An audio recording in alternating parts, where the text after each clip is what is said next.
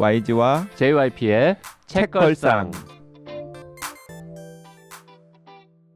책에 관한 걸쭉하고 상큼한 이야기. YG와 JYP의 책걸상이 찾아왔습니다. YG 강량구입니다. JYP 박재영입니다. 이번 주에는 마강래 교수님의 그리고 김지원 님이 같이 쓰신 베이비 부머 리턴즈 60년대생의 두 번째 인생 프로젝트 책을 함께 읽고 있습니다. 지난 방송 말미에 3프로TV 나갔을 때 달린 댓글 거의 악플 600개쯤이 이 책을 쓰는데 600개에서 한 20% 정도는 또 응원한다라는 선풀도 있었습니다. 68, 48, 한 500개 가까운 악플 이런 것들이 이제 이 책을 쓰는데도 사실은 뭐 도움이 됐다 이런 말씀하셨는데요. 저희는 뭐 악플은 잘 달리지 않습니다. 다행입니다. 악플은 보통 저한테만 달려요. 악플은 왜 당기자? YG 싫어요 이런 게 이제 좀 달리는데 뭐 한 10% 미만이고요. 네. 선풀 몇 개만 소개하고 책 이야기 이어가겠습니다. 9D95님 영국은 나의 것 편 들으시고요. 네, 번역가님의 말씀을 좀 더 진득하니 들었으면 좋겠지만 두 분의 입담이 덕분에 책을 사서 읽어보겠습니다. 20대 아들을 둔 엄마 입장에서도 매력적인 내용일 듯. 그러니까 이 정도가 악플입니다. 이게 악플이에요. 이제. 네, 지금 이제 게스트가 말 좀 더 했으면 좋겠는데 왜 니네가 이렇게 말이 많니 뭐 이런 심한 악플이네요. 이거 오늘. 네. 그러던 어느 날에님. 네, 그러던 어느 날에님. 네이버 클립 종료로 팟빵 왔습니다. 플랫폼은 뭔가 촌스럽고 마음에 안 들지만 펀딩하신 분들께 감사하며 공손히 손 모으고 듣겠습니다. 그러던 어느 날에님 팟빵 플랫폼이 좀 촌스러우시면 스포티파이가 그것도 이제 무료로 그냥 들으실 수 있거든요. 근데 훨씬 더 플랫폼이 괜찮습니다. 네. 고구마야님 200여 분의 후원자님 덕에 멋진 책방송을 공짜로 듣고 있는 1인입니다. 방송 들으며 얼굴이 화끈거렸습니다. 변명하자면 비록 은퇴한 입장이지만 소액이라도 후원할까 하여 텀블벅을 3번이나 시도했는데 번번이 실패했습니다. 예전엔 컴퓨터 잘한다고 칭찬도 받았는데 유유. 여튼 작년에 읽은 55권 가운데 거의 절반이 책걸상 추천 도서입니다. 독후감을 쓸 때 부지런히 책걸상 태그를 걸었는데 올해부터는 아예 제목에 책걸상 추천이라고 쓰려고 하고 오늘 올해 첫 독후감부터 적용했습니다. 첫 독후감은 장강명 작가의 먼저 온 미래인데 작년에 읽었고 독후감은 오늘 1월 1일에 썼습니다. 올해 말 모금 때는 아들에게 물어서라도 성공해 보겠습니다. 모두 새해 복 많이 받으세요. 제가 그 방송에서 후원 안 하시는 분들 타박 많이 했나요? 그랬던 것 같은데. 이것도 일종의 악플인 거죠 지금. 네. 네가 그런 소리에서 얼굴 화끈거리고 맘상했다. 네. 고구마야님 이렇게 신경 써주시는 것만으로 너무 감사드립니다. 네, 우동만두님께서도 그 장맥주 장강명 작가님 방송 들으시고. 장강명 작가님이 금음에서 활동할 때는 장맥주라고 하는 별명을 쓰시잖아요. 장맥주, 책걸상 오프너, 장강명 작가님 별명들이 모두 재미납니다. 별명이 몇 개까지 늘어날까 궁금해집니다. 네. 그리고 행운의 카자르님께서도 대박 장강명님이다. 왜 이렇게 반갑죠? 라고 댓글 다셨습니다. 장강명님은 너무 자주 나와가지고 그렇게 안 반가워하실 줄 알았더니 또 나올 때마다 이렇게 반가워해 주시는 분들이 많이 계시네요. 네. 마강래 교수님 사모님도 책걸상 열심히 들으신다고. 네. 쉬는 시간 엄청난 애청자입니다. 또 강 기자님 팬이기도 하고요. 아유 감사합니다. 네. 오늘 저기 같이 오셔서 옆에 앉아 계셨어도 괜찮았어요. 그럴 걸 그랬습니다. 네. 자, 베이비 부머 리턴즈 얘기를 이어갈 텐데 일단 3자 연합 모델 요걸 좀 더 구체적으로 어디서부터 설명을 할까요? 함양 사례부터 얘기를 할까요? 아니면은 일단 이렇게 이야기를 하면 되겠다. 예를 들자면 이제 작년에 화제가 됐던 김 부장 드라마 같은 경우에는 김 부장이 53세에 갑자기 이제 대기업 25년 차 부장이었다가 퇴사를 한 다음에 결국에는 밥벌이를 해야 되는데 직업을 구하지 못하니까 전혀 자기 경력이랑은 맞지 않는 다른 일, 그 일도 굉장히 의미 있는 일이지만 일을 하시잖아요. 그런데 만약에 이 책을 저도 보고 알았는데 지방의 중소기업들 같은 경우에 이제 흔히 우리가 이제 3D라고 하는 일들은 대체로는 다 이주 노동자들한테로 넘어갔는데 이제 그런 일들이 아니더라도 기획이라던가 마케팅이라던가 회계라던가 인사라던가 이제 이런 일들을 할 수 있는 인력들이 절대 부족하다면서요. 네, 맞습니다. 근데 이제 만약에 대기업에서 25년 차 그 영업으로 야, 경력을 쌓았던 김 부장이 저 지역으로 간다면 어떤 김 부장이 일자리를, 지역으로 네. 간다면 영업하던 김 부장이잖아요. 그렇죠? 기획 영업 네, 기획 영업. 이건 너무 중요하게 또 이렇게 채용할 수 있는 어떤 그런 위치에 있는 분이죠. 그러니까 만약에 그런 김 부장이 그 드라마의 궤적과는 다르게 예. 이 베이비 부머 리턴즈의 시나리오대로 네. 지역을 내려간다 그러면은 네. 지역의 어떤 중소기업에서 기획이나 마케팅 같은 네. 업무를 수행할 수 있다. 네. 이제 이런 거였어요. 그러니까 저도 그러니까 제가 지식을 습득하는 방법은 책이랑 논문이에요. 네. 근데 책이랑 논문을 보면서 대략적으로 저희가 이제 가설 같은 거를 잡아요. 그러니까 A는 B일 것이다 라는 거. 근데 요번에 이제 함양에서 중소기업 인터뷰를 하면서 되게 많이 깨졌어요. 그러니까 그 가설이 이 방향일 거다라고 생각을 했는데 이건 뭐 정말 많이 다르더라고요. 그 중에 하나가 지금 방금 말씀해 주셨던 뭐 그 이제 악플이 아니라 그냥 의견 중 하나가 저는 제 인생에서 그 600개의 댓글을 보는 게 제일 힘든 시기였습니다. 멘탈 약하시네. 인생 고생 안 하고 곱게 살아오셨네. 네. 아니 저는 더 강하게 크셔야 되겠어요. 지방도시 살생부가 나왔을 때도 비판을 많이 받았어요. 네. 아니 당신이 뭐게 지역이 어려워진다라고 얘기를 하느냐. 그런 이야기 때문에 더 어려워진다. 네. 낙인이 찍힌다. 네. 그리고 거점은 여태까지 거점 정책은 실패했는데 또 이런 뭐 에너지를 모으는 어떤 그런 정책 지역에서 이런 것들이 성공 가능성이 있겠냐. 뭐 이제 이런 이야기들. 그래서 그때도 그냥 그럴 수 있지 그러면서 이제 다 넘겼는데 댓글 보는 건 정말 힘들더라고요. 그래서 아무튼 이제 힘들지만 굉장히 많이 도움이 이제 됐었어요. 근데 그 댓글 중에 하나가 이런 게 있었어요. 이번에 아니 베이비 부모가 이제 점점 나이가 드는데 노가다를 해도 되겠냐? 라는 어떤 이제 이런 거였어요.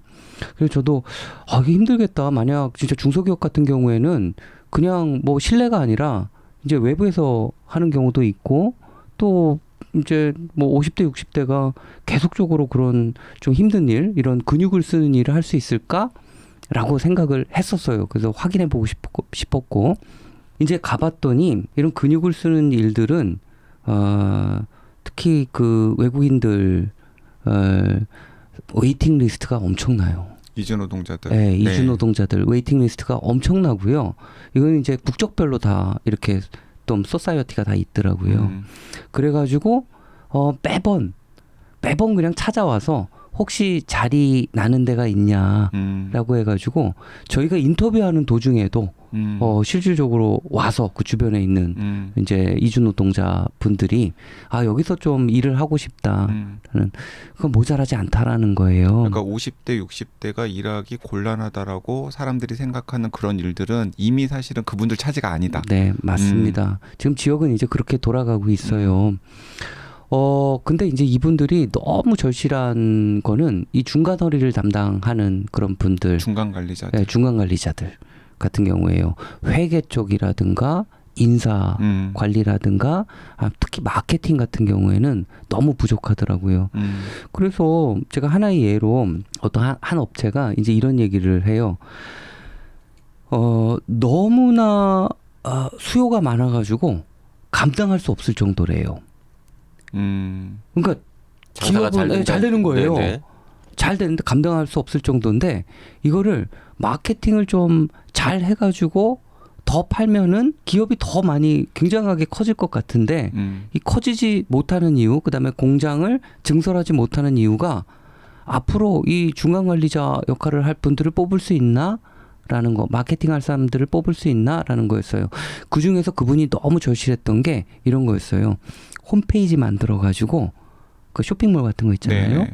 해가지고 그거를 뭐 판매 그 판촉도 하고 그다음에 광고도 하고 뭐 이제 이런 것들이 되게 필요했던 거예요. 그래가지고 그 유사 업종에 있는 그 연합회가 있는데 네. 거기 있는 분들이랑 이제 이런 것도 논의를 했대요. 아, 여기 청년들이 조금 이제 이런 능력이 되시는 분들은 뭐 200만 원 아니면 250만 원으로는 좀 어렵다. 그래서 우리가 공동으로 좀 이런 분들을 모셔가지고 지금 월급을 정말 많이 주고 이런 식으로 좀 한번 해보는 게 어떨까. 그 쇼핑몰 같은 경우에는 유사업종이면은 같이 이런 것들을 할 수 있잖아요. 그러면 어떨까. 그래서 그 십실반 좀 이렇게 돈을 모아서 또 이런 분들을 또 모시고 또 월급도 많이 주고 이제 이런 것들을 만들자. 이제 그 정도로 이제 이런 분들이 없다 보니까 이제 기업이 10년 후를 바라보지 못하는 어떤 그런 상황이었던 것 같아요. 그 책에서도 저기 언급을 하셨지만은 방금 이제 숫자가 나와가지고 제가 또 여쭤보는데 이제 이런 또 비판도 많이 있을 것 같아요. 그러니까 서울에서 대기업이나 중견기업 다니던 베이비 부모가 아무리 주머니가 궁한 상황이라고 하더라도 지역까지 내려와 가지고 250만 원 정도 받으면서 취업할 사람이 누가 있겠냐. 그리고 과연 그거 받아가지고 지역에서 생활이 가능하겠냐. 네. 또 맞습니다. 그 서울에서 받았던 퇴직금 다 까먹는 거 아니냐. 네, 맞습니다. 뭐 이제 그런 식의 네. 반론들. 딱 이런 거더라고요. 그 저희가 그 베이비 부모가 느끼는 공포감 중에 되게 큰 공포는요. 장수 리스크더라고요. 네. 그 장수가 축복이 되어야 되는데 오래 사는 것 자체가 이제 두려워지는 거예요. 그러니까 50대의 순자산 평균을 보잖아요. 그러면은 한 5억 조금 넘는 것 같아요. 근데 이거는 수도권 서울까지 합친 거기 때문에 중위를 딱 보게 되면은 뭐 3억이 좀 넘는 것 같고요. 50대가 이제 모아놓은 어떤 순자산이 되겠죠. 근데 이분들이 50대 초반이나 중반에 일이 딱 끊겼을 때, 김 부장처럼. 예, 네. 김 부장이 그 드라마에서 너무 잘 그렸던 거예요. 네. 앞으로 되게 오래 살 텐데 최소한 80까지는 생각을 하잖아요. 그 기자님 혹시 저희 뭐 건강 수명도 있고 기대 수명도 있지만 제가 이제 유심히 보는 통계 중에 하나는 그 최빈 사망 연령이라는 게 있어요. 그러니까 가장 많이 돌아가시는 사람들이 있는 나이는 몇 살인가? 대략 보면 그게 90에 가까워요. 그러면은 50대 초반에 은퇴를 해가지고 40년 동안 수익이 없는데 버틸 수 있는 사람은 대한민국에 거의 없다라고 보시면 돼요. 없죠. 그러면은 50대에 은퇴를 앞둔 이들한테 정말 중요한 거는 많은 수입이 있으면 좋겠지만 규칙적인 수입이 너무나 중요한 거예요. 그 지금 모아둔 돈 일부 플러스 알파로 40년, 50년을 버틸 수 있는가? 중간에 아파서 큰 목돈이 들어갈 때 그거를 견딜 수 있는가? 이제 이런 거에 대한 상상을 하겠죠. 네. 근데 없으면은 이제 이게 너무 불안해지는 어떤 그런 상황이겠죠. 그래서 보니까 그러면은 이제 저희가 통계적으로 보면은 부부 기준으로 두 부부가 있다라면은 어느 정도가 적정 생활비인가를 네. 보게 되니까 대략적으로 통계에서는 뭐 통계마다 조금은 다르지만 한 300에서 350만 원. 이거 뭐 아주 럭셔리하게 쓰는 수준은 아닙니다. 최소 생활비는 부부 기준으로 250만 원 정도 되는 것 같아요. 근데 50대에 딱 은퇴를 하면서 대략적으로 보면은 한 200 정도는 어떻게라도 평균적으로 가진 자산을 조금씩 이렇게 한다든지 아니면 이자 수익이 발생한다든지 요게 가능하다라는 통계가 있더라고요. 그러면 이제 이 나머지 적정 생활비와 이런 본인이 그래도 조금 더 이렇게 낼 수 있는 뭐 이렇게 모아가지고 뭔가 생활비로 쓸 수 있는 것 그 차이를 보면은 한 150만 원 정도 부부 네. 기준으로 되는 것 같습니다. 이건 그냥 평균에 또 함정이 있긴 한데 아무튼 평균적으로는 그렇다라는 것. 그래서 대략적으로 우리가 중소기업에 취업한다라 그러면은 이 최저임금은 한 210만 원 정도예요. 210만 원 정도인데 아마 거기서 플러스 알파로 230만 원 정도를 받는다라고 한다라면은 일단은 좀 미래는 그려질 수 있다라는 거 첫 그렇죠. 번째. 그리고 여러 정책들이 있어요. 이제 중앙정부나 지자체에서 하는 정책들이 그 살 곳에 대한 정책, 네. 그러니까 뭐 이런 주택에 대한 정책, 그다음에 플러스 여러 가지 사회적 임금 관련된 정책 이런 것들을 다 합치게 되면은 한 270, 80만 원까지도 갈 수가 있겠다. 그러니까 예를 들어서 그 서울에서 함양으로 이주를 해서 취업을 한다 그러면 매월 30만 원씩을 보조해 준다라든지 맞습니다. 그런 식의 네. 정책들. 그러니까 돈을 보조하는 것도 있지만 혹은 뭐 집.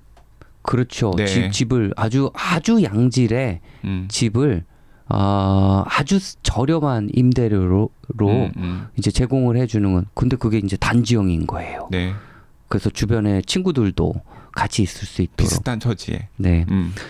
그래서 이제 이런 이야기들을 사실은 그 다른 프로그램에서 했다가 이제 악플이 있었죠. 이게 돈이 얼마나 들게. 제가 그런 거예요. 아니 저는 이제 속으로는 이런 마음이 있었죠. 아니 만약 무주택자라면은 이분들을 위해서 서울에서도 이런 사업을 합니다. 그렇죠. 라는 거예요. 근데 서울에서 사업하는 비용과 함양에서 사업하는 비용을 따지면요. 함양이 훨씬 더 싸겠죠. 엄청나게 싼 거예요. 네.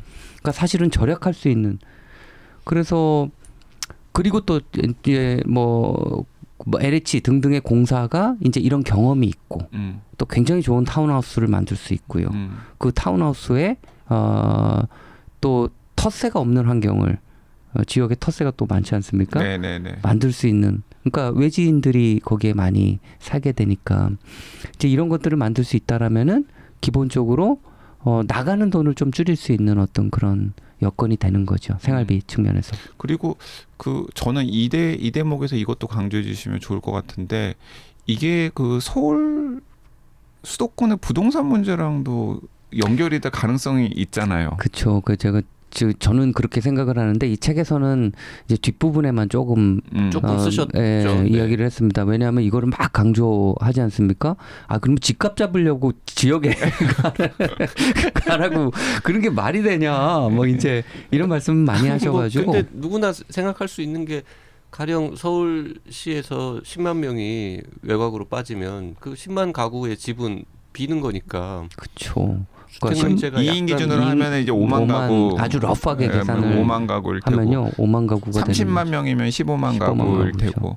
근데 그게 그 책에서도 약간 말씀을 하셨는데 이제 서울에 예를 들어서 뭐 마 교수님은 이제 자가 아파트를 가지고 계시니까 아니 근데 솔직히 부동산학과 교수인데 자가 없으면 저 나이에 그것도 이상한 거 아닙니까? 맞아요. 마치 돈 한 푼 없는 사람이 부자 되는 법을 강의하는 거랑 비슷한 거 아니에요? 그러니까 예를 들어서 그 서울에 자가가 있었던 김 부장님이나 마 교수님 같은 분이 이제 외곽으로 나가실 때 그 집을 처분하고 나갈 수도 있지만은 사실은 적절하게 임대를 그렇죠. 하고 나갈 수도 있는 거잖아요. 그렇죠. 근데 그 임대를 이제 사적으로 임대를 하는 방식이 아니라 LH 같은 기관에서 개입을 해가지고 LH에서 관리도 해주고 위탁 임대도 해주는 대신에 매월 그 임대 수익의 일부 그게 집의 규모라든가 집값에 따라 차이는 있겠지만 그게 100만 원이든 150만 원이든 이런 게 생기면은 그건 당신 통장으로 넣어줄게. 그렇죠. 그러면 이제 지역에 그게 생활하면서 이제 그것도 거죠. 생활비도 또 되는 네. 거구나. 혹은 또 저축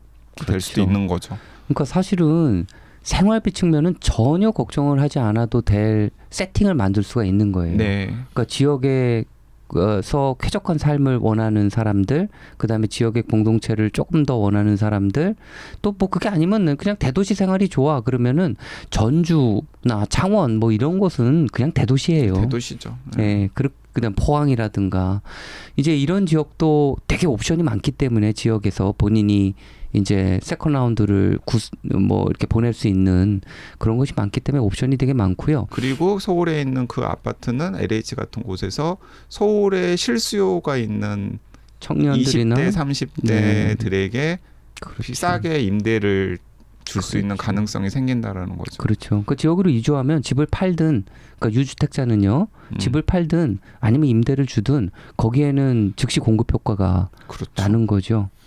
그 뭐 좀 거칠게 질문하면 이렇게 해도 될까요? 예를 들어서 서울에 사는 사람은 뭐 250만 원 아까 말씀하셨지만 거의 최저임금 풀타임이라고 치면은 최저임금보다 약간 높은 수준인데 높은 연봉 받고 살던 사람이 최저임금보다 조금 더 받는 일자리 정도로 만족하겠냐. 그리고 그 돈 벌어서는 서울에서 지금 못 사니까 문제라고 얘기하는 거 아니냐. 뭐 이런 얘기를 하면 지역에 내려가면 생활비가 적게 드니까 그 정도만 받아도 살 수 있으니 어차피 서울에 당신 마음에 드는 그런 훌륭한 일자리가 없는데 있으면 거기를 가겠지만 없으니 지역에 가서 그동안의 경험을 좀 살려서 조금 적은 임금을 받더라도 뭐 서울에서 보다 생활비가 적게 들고 뭐 지자체나 정부에서 보조도 해주고 이런 것 따지면 결국 쌤쌤이니까 좀 가는 옵션도 있어요라고 말씀하고 있는 거죠. 네네.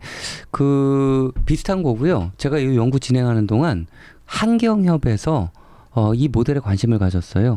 그래서 함양에 직접 와서 보고 이 모델 이거 좀 되겠다라고 생각을 해서 실제 설문조사를 했더라고요. 그러니까 중소기업에도 설문조사를 하고 그 다음에 그 베이비부머 세대에 그래서 500부 500부씩 해가지고 받고 싶은 임금 수준 아니면 줄 수 있는 임금 수준 이제 이런 것들을 다 조사를 했던 거예요. 네. 근데 베이비부머 관련해서 말씀드리면요. 그렇게 많은 임금을 바라진 않아요. 그분들도 이미 다 노력해봤을 거 아니에요. 네네. 새로운 일자리라든지 이런 거를. 네. 그래서 지금 냉정한 시장에서 자기한테 줄 수 있는 주겠다고 하는 임금 수준을 알고 계시니까 네네. 터무니없는 요구를 하시지는 않을 것 같은데 네네. 그 근데 어느 정도 됩니까? 그게 한 한 250 정도 됩니다. 250 정도 되고요. 그 다음에 중소기업도 대략적으로 그 정도. 그러니까 비슷하게 맞춰지더라고요. 근데 이제 그런 요구는 좀 하시죠. 약간 유연근무 같은 맞아요. 걸 좀 활용할 수 있으면 좋겠다. 맞아요. 왜냐하면 맞아요. 한 2, 30년 풀타임으로 일했는데 내가 그런 분도 있을 것 같아요. 네. 20시간만 일주일에 일하고 네. 그냥 네. 난 150만 원만 벌면 네. 좋겠다. 뭐 이런 분도 있을 네. 테고. 그러니까 중간관리 역할이기 때문에 뭔가 이제 그런 류의 세팅이 가능한 기업이다라면은 또 기업들이 한두 개가 아니니까요. 그렇죠. 그런 데를 찾아서 가시면은 될 것 같다라는. 그 한경협 네. 에서 관심 가졌다는 그 함양 모델은 구체적으로 어떻게 작동하는 건지 그거를 좀 설명해 주시는 게 이해하기가 쉬울 것 같습니다. 네. 그 제가 개인을 중심으로 좀 설명을 드릴게요. 만약 서울에 유주택자예요. 네. 근데 10억짜리 집을 가지고 있어요. 네. 근데 딱 보니까 이 사람이 판단하기에 그 집 팔기도 좀 그렇고 팔고 그렇죠. 싶은데 또 자녀들이 말려요. 그럼요. 네. 이거 우리 거 될 수 있는데 왜 그런 파냐? 부동산 그리고 불패. 놔두면 신화. 더 오를 텐데. 아니 그러신 분들이 많더라고요. 네. 생각보다. 그럼요. 예. 네. 그래서 팔지는 못하고 그냥 이거를 갖다가 그 LH라든가 아니면 SH에 그냥 위탁을 하는 겁니다. 그건 이미 존재하는 모델인 네, 거죠. 그 골드시티 모델이라고 네네. 서울시에 이제 이런 원형이 있습니다. 네. 그래서 그 LH나 SH는 그거를 맡아가지고 청년이나 신혼부부한테 이제 그거를 하는 거죠. 단 그렇게 하면서 그러니까 비수도권 그 타겟이 되는 지역 있잖아요. 네. 이런 데에 단지형 개발 사업을 하는 거예요.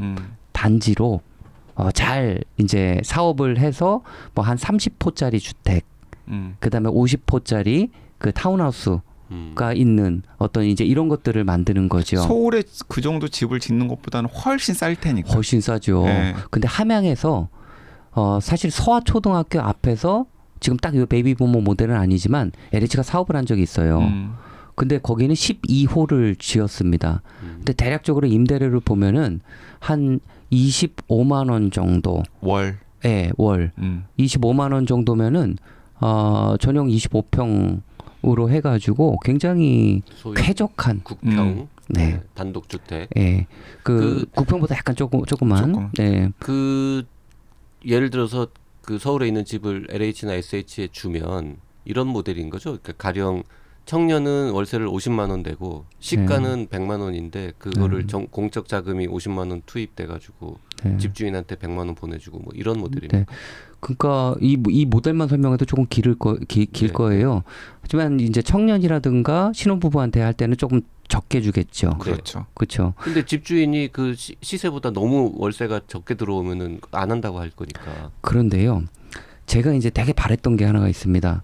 최근에 이게 검토 중인 건데 혹시 영모계지 아십니까? 주택연금. 네. 주택연금. 네. 주택연금이 귀촌하는 사람들에게는 여태까지 적용이 안 됐어요. 그러니까 실거주를 해야 되고요. 그러니까 서울에 살아야 주택연금을 줬군요. 네. 그러니까 자기 집에 자기 집에 살고 살아야. 있어야 돼요. 그러니까 좀 그 예외적인 조항이 있었는데 그거는 저기 그 아플 때, 요양시설 갔을 때, 요양시설 갔을 때 플러스 그다음에 최근에 하나가 더 풀린 게 실버타운 갔을 때, 요것도 풀어준 거예요. 네. 근데 만약 귀촌 기한까지 하게 된다라면은 거기에는 기본적으로 그게 이제 담보 잡혀가지고 이렇게 돈을 받는 형식 아닙니까? 네.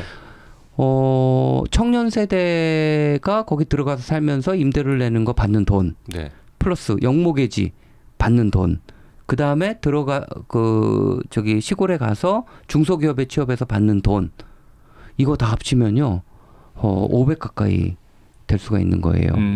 아니 그 제가 질문 드리는 요지는 그 LH에 맡기면 그 무슨 집주인한테 맨날 전화 오고 뭐 변기가 막혔어요 뭐 이런 거 그런 뭐 다음 달에 나갈 거예요 없죠. 이런 게 없어지는 대신에 시세보다 적게 조금은 받죠. 적어야 되는데 이게 너무 많이 적으면은 실효성이 없지 않냐라는 그 거거든요. 청년이라든가 신혼부부 하면은 시세보다 한 70% 정도 수준에서 맞출 수가 있는 거죠. 그러면은 그 LH에서는 정부 세금으로 이렇게 청년한테 집세 보조해 주는 건 뭐 그런 거 없어요. 예. 70%로 싸게 해주는 거고요. 70% 받은 거 중에서 그래야지 LH도 지속 가능한 모델이 되는 그러니까 거죠. 자기 수수료를 좀 자기 수수료만 떼고 주는 그다음에 거군요. 집주인한테 보내주는 거죠. 그러면은 쉽게 생각하면은 내가 직접 세입자를 관리하고 이 집에 뭐 자질구레한 이것저것 전화 받고 안 하는 대신에 시세보다 한 30%는 싸게 해주는 거죠. 받는 그 대신에 모델이군요. 반대급부로 얻을 수 있는 게 그 LH가 단지 개발을 한데 싸게 들어갈 수 있는 조건이 되는 거죠. 네. 그러면 LH가 개발한 그 타운하우스는 내 집을 맡긴 사람 아니면 못 들어가거나 아니면은 내 집을 맡긴 사람은 월세를 더 싸게 그렇죠. 들어가거나 수요가 이렇게. 많을 거니까 그런 식으로 세팅을 하는 거죠. 그래, 그건 좀 말이 되죠. 네. 그러면은 서울에 있는 집의 임대료는 좀 싸게 들어와도 어쨌든 고정으로 들어오고 그리고 여기 그 지역에 사는 주거 환경이 좋은 타운하우스는 훨씬 싸게 들어갈 수 서울 있으니까. 임대료를 적게 받는 대신에 예를 들면 함양에서 내가 사는 집의 임대료도 조금 내는 형태로 맞습니다. 맞습니다. 그러면 그렇게 하면 주거 문제는 완전히 해결되죠. 근데 지금 요거 하나가요. 무주택자 대상으로는 LH가 그런 사업을 할 수 있어요. 그러니까 주거복지 차원에서. 근데 유주택자는 아직 안 돼요. 근데 그걸 이제 대개 해야 된다라는 대개 해야 된다라고 말씀을 드리는 거죠. 그리고 저기도 그 아까 잠깐 언급하셨던 주택연금 같은 경우도 그러니까 내가 굳이 이 집을 지킬 이유는 없다. 하지만 노후를 좀 풍족하게 지내고 싶다라시는 분들은 지역으로 이주를 하면서 이것도 주택연금으로 할 수 있는데 지금은 그게 안 되는데 거기 살아야 되니까 근데 그거 안 살아도 지역으로 이주하는 사람들 같은 경우는 풀어달라. 맞습니다. 그게 지금 좋은 소식은요. 금융위원회에서 그거 검토하고 있습니다. 지금 말씀하신 그 LH 모델은 현실에는 아직은 없는 거를 지금 말씀하신 무주택자들을 대상으로 한 거는 있는 거예요. 그러니까 유주택자용은 현재는 없는 건데 거죠. 그런 걸 해보자라고 지금 제안하시는 거군요. 네. 아니 교수님 무슨 대통령 직속 뭐 무슨 위원회 뭐 이런 데 많이 참여하시잖아요. 거기 가서 이렇게 좀 발언을 세게 좀 하고 계시죠? 요번에 요 책이 나온 이후에 지방시대위원회에서 좀 관심을 갖게 됐어요. 그래서 지방시대위원회에서 그 귀촌 일자리 특별위원회가 또 만들어졌어요. 그래서 제가 지금 거기에 속해 있고요. 지금 이 모델을 현실화하기 위해서 거기서 계속적으로 논의를 시작을. 대통령님은 관심 없으시죠? 아니 사실 이거 이재명 대통령이나 이재명 정부가 호감을 가질 법한 모델인데 그 조금만 더 그러니까 제가 이제 요거를 하면서 맨 처음에 요거 솔직한 말씀을 좀 드릴게요. LH가 이거가 그렇게 관심이 없었어요. LH가. 네, LH가. 근데 이제 LH가 이런 모델을 잘 했으면 좋겠다 그랬더니 LH가 이제 맨 처음에 관심이 없다가 조금씩 보게 된 거예요. 그리고 자꾸 LH 이름이 나오니까 제가 방송에서도 계속 얘기를 하고 그러니까 LH가 딱 보고 나서 함양에 같이 좀 한번 이렇게 그 사업 모델 때문에 한번 보고 또 이렇게 하다 보니까 LH가 지금은 거의 확신을 가진 거예요. 되겠다. 이거 되겠다. 된다 보고. 큰 마이너스 없이 지속 가능한 모델을 만들 수 있겠다. 그래서 LH가 제가 이제 제안한 건데 그러면 LH가 이게 지금 풀이 너무 크니까 베이비 부모 그 중에서 5% 10%만 관심을 가져도 이게 엄청난 수요가 있는 거다. 그러니까 LH가 인생 이모작 청약이라고 해서 이런 단지 사업을 조그맣게 하게 되면은 먼저 입주권을 가질 수 있는 어떤 그런 청약 모델을 이제 만들 수도 있겠다. 그래서 그거에 대해서 LH 자체적으로 지금 아니 사실 LH도 그 몇 년 전에 뭐 이런저런 사건 있고 해가지고 좀 이미지 많이 떨어져 있는데 이런 좀 새로운 거 해가지고 그럼 이제 20, 30대에 열심히 청약 통장 부어서 내 집 마련했던 베이비 부모들이 5, 60대에 갑자기 다시 또 청약 통장 새로 만들어서 그러니까 몇 년 부은 다음에 이거는 한 2만 원, 3만 원 정도만 버도 이 풀이 많기 때문에 일단 사업을 계속적으로 뭔가 할 수 있는 어떤 그런 여건이 그렇죠. 되는 거죠. 그 돈으로. 그러면 여기서 이제 두 분 다 여기 또 전문가도 한 분 계시니까 물어보죠. 병세권 문제는 다들 불안해하시는데 그걸 어떻게 해야 됩니까? 병세권 문제 뭐 저는 이제 그 의료 쪽을 좀 아는 사람으로서 병원 관련 얘기를 되게 자세하게 중요한 문제로 다뤄주셔서 일단 감사드리고요. 매우 동의합니다. 이 병세권은 분만실 같은 이슈는 그렇게 중요하지 않거든요. 그리고 암 치료하는 곳이 멀다 이거 안 중요합니다. 진짜 중요한 거는 응급의료 체계인데 응급실을 하나 아쉬운 거는 이제 응급실도 여러 종류가 있는데 쓰긴 쓰셨는데 사실은 어떤 규모 어떤 인프라의 응급실을 몇 개를 뿌리고 그 중에서 큰 응급실은 제대로 된 응급실은 도대체 어디에 몇 개를 놓을 건지 이게 굉장히 정교한 계산이 필요한데 그런 취지로 쭉 서술하신 부분은 제가 공감하면서 잘 읽었고요. 그 현실적으로 특A급 응급 의료센터에 이 모든 국민이 뭐 가령 119로 20분 내에 도착할 수 있다. 이건 불가능하거든요. 그러니까 제가 그 지역 주민 인터뷰를 하면서 이 병원 문제에 대해서 심각하게 생각을 하더라고요. 근데 지금 말씀해 주신 내용을 거의 비슷하게 얘기를 하더라고요. 아니 뭐 큰 병 걸려 가지고 뭐 검진 받고 이런 거는 좀 불편하긴 하지만 기본적으로 옆 동네 그러니까 옆에 있는 지자체 가가지고 큰 병원에서 다 할 수 있다. KTX 타고 뭐 삼성병원 가면 된다 우리도 이런 얘기 하시거든. 근데 이제 정말 중요한 거는 혹시나 응급 상황 갑자기 심근경색이 왔을 심근경색, 때 아니면 뇌졸중. 뭐 뇌졸중 그렇죠. 그다음에 뭐 교통사고 이런 게 있을 때 굉장히 빠른 속도로 그 응급의료 서비스를 받을 수 있는가 이런 거에 대해서는 막연한 두려움도 있더라고요. 그래서 제가 이제 느꼈던 것 중에 하나가 그 그러니까 대도시에 계시는 분들이 병세권이 너무 중요하다 그러는데 이게 약간 과장되어 있다라는 생각이 들었어요. 그런 이유가 그래서 응급의료 관련해 가지고 그러니까 이거 조금 더 세분화돼야 되겠지만 어떤 연구원에서 우리나라 전 국토를 500m 바이 500m 격자로 다 나눠 가지고 그냥 단순 지도에 그린 거죠, 그거는. 네, 지도에. 네. 그래서 응급 의료까지 도달할 수 있는 네트워크 거리 이거를 다 계산을 한 거예요. 그래서 저희가 이제 연구를 진행하다가 가능하면은 저희가 귀촌의 대상 단지라든가 이런 개발을 할 때 대상은 이렇게 응급의료 서비스를 예를 들어서 7분에서 10분 내에 받을 수 있는 곳으로 해야 된다. 그래서 그거를 격자에다가 다 표시를 했습니다. 그리고 그 면적을 딱 봤더니 비수도권에서 그렇게 나오는 지역이 서울시 면적의 6배인가 7배인가 네. 이제 이 정도가 돼요. 대체로 그냥 읍 단위 정도에 있으면은 가능하죠. 그러니까 아주 핵심만 말씀드리면 그건 제 개인 의견입니다만 119로 10분 혹은 넓게 보면 20분 내에 도착할 수 있는 기본적인 응급처치가 되는 응급실은 있어야 된다고 봅니다. 근데 20분까지 넓히잖아요. 그러면 대한민국 대부분 다 커버가 돼요. 사실. 근데 1시간 정도 안에 진짜 좋은 응급실도 있어야 되거든요.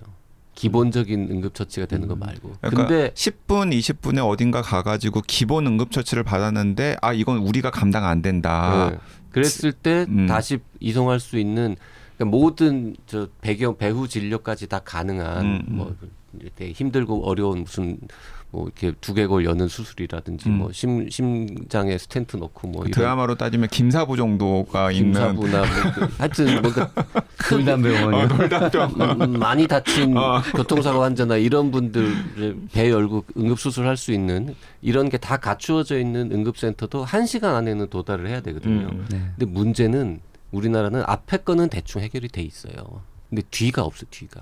1시간 안에 갈 수 있는 좋은 응급센터가 없는 지역이 있고 더 문제는 명목상으로는 A급 응급의료센터인데 1시간 안에 도착은 했는데 실제로는 거기가 작동을 안 하는 기관들이 많은 거예요. 그러니까 이름은 이름은 뭐 권역 응급의료센터인데 실제로는 작동을 실제로는 안 하는 운이 좋아야 돼요. 어느 타이밍에 도착하면은 치료를 받을 수 있는데 어떤 타이밍에 도착하면 의사가 선생님이 없으셔. 의사가 뭐 출장 가고 이러면 못 받고 뭐 이런 지역은 아직 되게 많거든요. 근데 정부는 응급실의 개수를 늘리는 거에만 자꾸 신경을 쓰지. 그렇군요. 동네마다 하나씩 멀쩡해 보이는 응급실을 놓으려고 생각을 하지. 사실은 멀쩡해 보이는 응급실 2개보다는 진짜 좋은 응급실 하나가 있는 게 더 효율적이고 좋은데 우리는 지금 응급의료 정책이 좀 그쪽으로 갔거든요, 옛날에. 그래서 네, 뭐 그런 부분. 근데 어쨌든 그런 진짜 특 A급 응급실에 급하게 가야 되는 경우는 생각보다 적잖아요, 또. 그렇죠. 그러니까는 그 부분은 네. 어쩔 수 없다 응급처치를 하더라도 빠르게 받고 또 위중할 시스템이- 경우에는 이송 시스템을 잘 네. 갖추는 것. 네, 쉽게 네. 이송해서 가면은 저기까지만 가면 내가 어쨌든 다 좋은 치료를 받을 수 있다라고 우리가 확신할 수 근데 있는 지금 기관이 현재는 필요한데 그게 좀 10분, 없어요. 10분, 20분 안에 긴급한 응급처치를 할 수 있는 그거는 기관들은 거의 다 다 될 구비가 거예요. 되어 있는데 거기서 이제 더 나아가지고 진짜 심각한 조금 경우에 고급 응급 진료 할 네. 수 있는 병원은 많이 없죠. 제가 저기 하나 궁금한 게 있는데 여쭤봐도 네, 네. 되겠습니까? 거기 책 안에 주치의제도 네.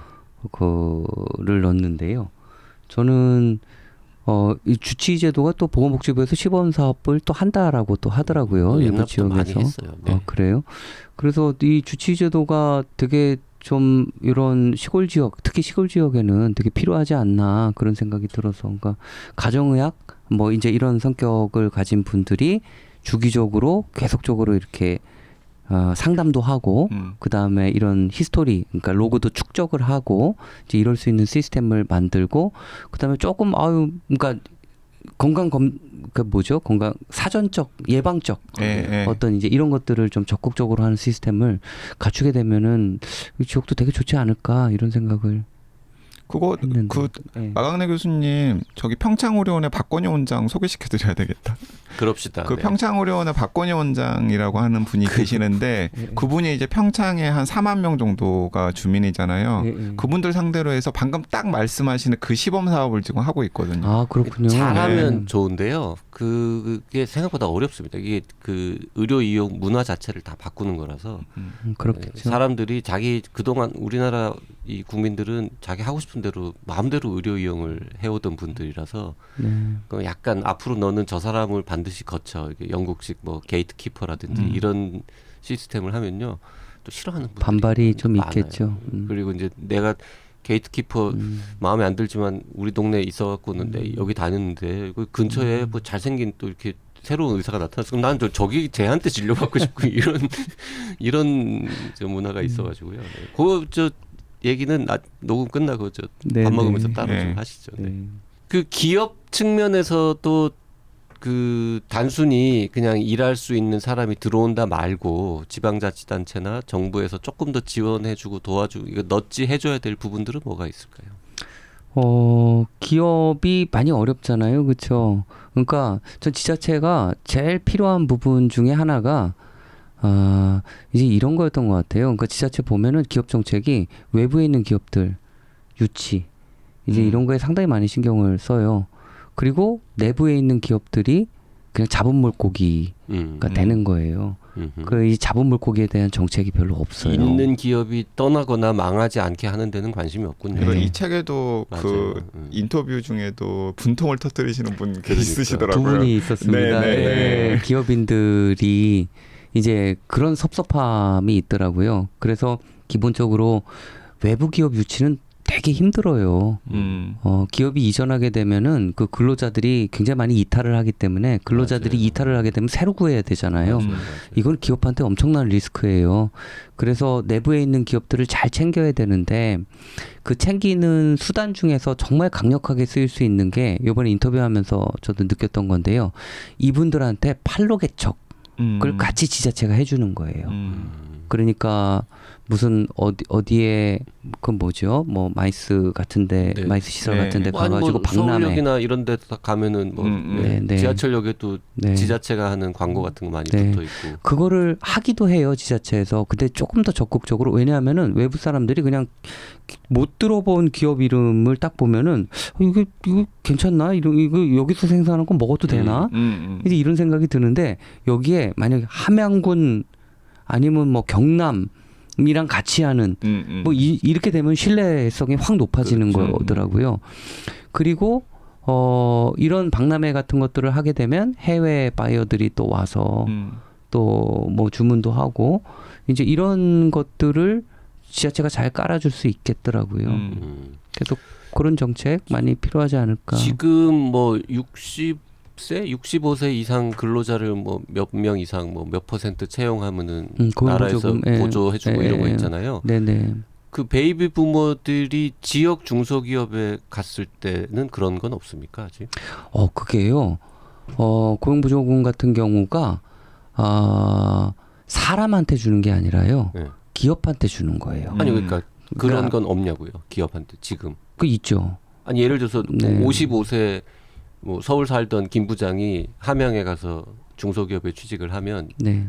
기업한테 뭔가 보조금 네. 같은 게 그게 제가 지금 정확히 생각이 안 나는데 아마 60세 이상일 거예요. 그래서 60세 예요? 이런 분들을 좀 적극적으로 채용하게 되면은 어. 그런 중소기업의 인센티브가 있어요. 그러니까 저는 네. 너무 60세나 65세 되게 나이 많은 분들한테만 그런 맞아요. 인센티브가 집중되어 있는 게 아니고 맞아요. 50대도 좀 주문 네, 연령을 50대로 하게 되면은 지역은 좀 더 많은 사람들이 관심을 가질 수 있을 것 같고요. 그러니까 이제 대한민국의 그 전체적인 복지 정책이 40, 50대가 사각지대잖아요. 그래 맞아요. 맨날 네. 청년층 아니면은 노년층만 있고 네. 그 청년들도 되게 힘들잖아요. 힘들죠. 힘든데 그거를 잘 생각을 안 하는 것 같아요. 그러니까 이런 젊은 베이비 부모들에 대한 정책이 청년 정책이랑 지금 엮여 있거든요. 그러니까 예를 들어서 지역에서 이제 청년들이 자영업 창업을 하면 소상공인 창업을 하면 이제 창업지원금 같은 걸 주잖아요.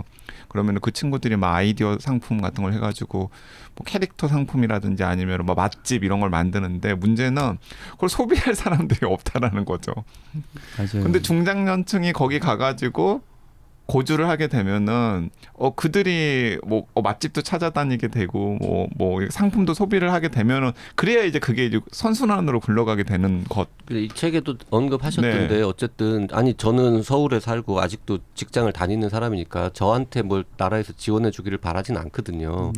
근데 직장을 이제 다니지 않는 직장을 다니다가 뭐 이런저런 이유로 하여튼 그 직업이 사라진 그러니까 직장이 사라진 분들이 지역으로 내려가서 뭐 한다든지 할 때는 정부가 좀 도와줘야 된다고 생각을 하는데. 그렇죠. 그 기회를 매칭시켜주면 너무 좋은 게요. 저는 이래요. 그러니까 김 부장 같은 경우 자꾸 이제 김 부장이 호출되는데요. 이게 돈의 문제이기도 하지만 자존감의 문제. 문제이기도 해요. 그러니까 내가 사회적 쓸모가 있는가에 대한 문제. 그래서 뭐 그렇다고 활발히 이렇게 활동을 하시다가 딱 이제 끝나게 되면은 그렇게 갖고 회사에서 밀려나게 되면은 나는 누구인가라는 어떤 그런 게 이제 퀘스천 마크로 또 남잖아요. 근데 사회적으로도 계속적으로 일하고 싶어 하는 사람들한테는 어떤 그런 기회를 매칭해 주는 게 필요하다라는 생각이죠. 김 부장은 ACT에서 25년 다녔고 퇴직금도 5억 넘게 나왔고 서울에 집도 있고 물론 이게 스포일러 얘기하면 안 되나? 아무튼 거기까지. 네. 그런 물론 분이니까 날아가긴 했지만 네. 그래도 좀 상황이 좋은 편인데. 좋은 편이죠. 그리고 그러니까 자존감 문제 이런 것도 더 좀 심하게 느끼는 분인데 그렇지 않은 분들은 조금만 이렇게 뭐 지역의 중소기업이 됐든 지자체가 됐든 정부가 됐든 아까 얘기한 LH가 됐든 이렇게 약간만 넛지가 되면은 지역에 가서 일자리를 새로 구하면은 어느 게 더 자존감이 상하는 일이에요. 서울에 있으면서 일자리가 없는 거하고 지역에 내려가서 새로 지은 깨끗한 타운하우스에 살면서 일자리가 있는 거하고 후자를 택할 분들이 분명히 있을 것 같기는 한데 그게 이제 적극적인 뭐 의지든 아니면 뭐 적극적인 의지는 없었지만 상황에 몰려서든지 간에 어쨌든 그런 사례들이 생기면은 훨씬 더 많은 사람들이 이것도 내가 그 인생 세컨드 라운드에서 생각할 수 있는 옵션일 수 있겠다라고 네. 판단할 수 있을 것 같아요. 네, 맞아요. 그 나라 지역을 살리기 위해서 뭐 지역의 중소기업을 살리기 위해서 베이비 부모들을 뭐 소모하는 거냐 뭐 이렇게 이용하는 거냐 이런 비판도 많이 받으셨다고 했는데 현실적으로 나라 전체로 보면 지역의 인구가 자꾸 줄어들면 그 기본 인프라 유지 비용도 더 들고 지역의 중소기업이 망하면은 나라 경제도 휘청이고 하는 거니까 어쨌든 거시적으로 보면은 우리가 가진 사람도 자원이긴 하니까 이거를 잘 효율적으로 이 분포시켜가지고 다 각자 뭔가 부가가치를 더 오래 더 많이 생산할 수 있게 하면 좋은 거는 맞잖아요. 비용도 줄일 수 있고. 우리 정책이 베이비 부모를 향한 정책이 별로 없다 보니까 이분들의 행복만 응원해 주면은 그러니까 파생되는 좋은 효과들이 많다. 그 아까 500m, 500m 스퀘어 네. 격자 그림 말씀하셨잖아요. 네, 우리나라에는 아마 미국에는 왜 MSA라고 네, 맞아요. 네. 네. 저 메트로폴리탄 스타티스티컬 스타티스티컬 에리어라는 에리어. 예. 개념이 있잖아요. 그거를 50년대인가 60년대에 이미 만들어서 그려놨던데 네. 한국은 그런 식으로 조금 실제로 사람들이 움직이고 생활하는 단위를 가지고 그려놓은 격자 같은 한국형 MSA 같은 건 없나 봐요. 그러니까 우리가 격자 단위로 인구 이동을 네. 본 거는 이렇게 힘들죠. 사실 뭐 비용이 엄청나게 많이 들죠. 근데 그 기초지자체 단위로 이제 인구 이동 파악하고 이런 것들은 매년 되게 잘 정리가 되어 있어요. 우리는 기초자치단체랑 지방자치단체 말고는 뭐 물론 뭐 특이한 권역 같은 것도 가끔 있긴 한데 네. 다 이렇게 그냥 기계적으로 나누다 보니까 네. 미국은 MSA 하나에 뭐 최소한 뭐 어떤 규모의 소방 뭐 센터는 하나 있어야 되고 뭐 어떤 규모의 응급센터는 최소 하나 있어야 되고 뭐 이런 식으로 딱딱딱 이렇게 정리가 되는데 우리는 이제 그게 안 되니까 응급센터를 도대체 어디에 몇 개를 배치해야 될지에 대한 논의가 맨날 정치인들끼리 싸우고 무슨 왜 그런 말씀하시는지 정확히 네. 알겠습니다. 그런 유니트 자체가 네. 설정이 안 돼 있는 그러니까 거죠. 예를 들어서 그 최근에 좀 제 주변에 있는 분들은 다 난센스라고 생각을 하는데 제 고향 얘기이긴 합니다만은 그 전남에 의과대학이 없다고 이제 의과대학을 만들어야 된다라고 이야기를 하는데 사실은 전남과 강주는 그냥 거의 하나의 생활권이거든요. 근데 강주에 의과대학이 이미 2개나 있기 때문에 전남에 의과대학이 없어서 의과대학을 새로 만들어야 된다라는 건 사실 그 상황을 아는 사람들은 정치적 이유를 배제하면 약간 좀 난센스거든요. YG가 그런 얘기하면은 또 악플이 달려요. 똑같은 얘기라도 또 제가 하면 덜 달리는데. 어떻게 생각합니까, JYP? 네, 의과 대학의 숫자나 위치는 중요하지 않습니다. 네. 실제로 거기서 어떤 교육을 하느냐 그리고 그 교육받고 나온 의사가 어디 가서 무슨 일을 하느냐가 중요한 거지. 근데 그 JYP가 방금 말씀하신 그 식으로 하면은 사실은 그런 논의는 좀 소모적인 논의잖아요. 아니 미국도 의과대학 위치 같은 거는 MSA랑 관계 없어요.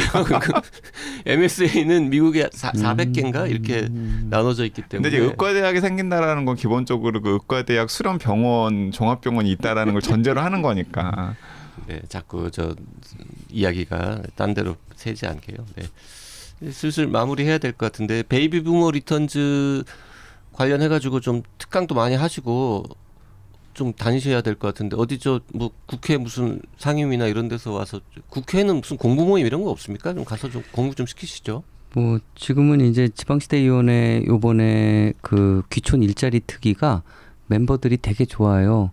저희가 이제 멤버 구성할 때 금융 쪽 전문가, 그다음에 뭐 서울시 골드시티 했던 경험이 있는 그거를 좀 기획하셨던 분들, 그다음에 실제로 이제 귀촌 운동 하셨던 분들 뭐 다 이렇게 해갖고 그 전문 영역을 나눠가지고 한번 모았어요. 그다음에 일자리 정책 하시는 분들, 그 중장년 일자리 정책이요.